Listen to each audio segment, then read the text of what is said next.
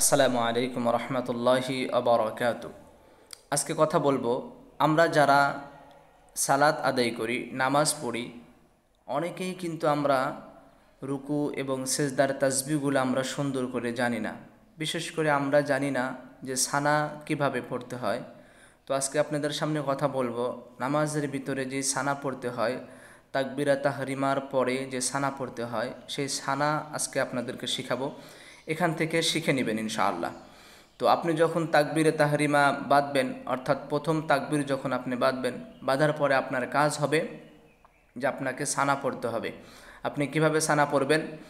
সুবহানাকা আল্লাহুম্মা ওয়া বিহামদিকা ওয়া তাবারাকা ইসমুকা ওয়া তাআলা জাদ্দুকা ওয়া লা ইলাহা গায়রুক।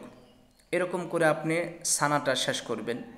এরপরে যখন আপনি রুকুতে যাবেন, তো রুকুতে যাওয়ার পরে আপনাকে বলতে হবে সুবহান রব্বিয়াল আযীম, সুবহান রব্বিয়াল আযীম। এরকম করে আপনি কমপক্ষে আপনাকে 3 বার বলতে হবে।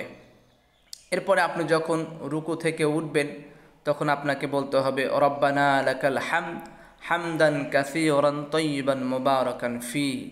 এটা আপনাকে অবশ্যই বলতে হবে, বললে অনেক সওয়াব পাবেন ইনশাআল্লাহ।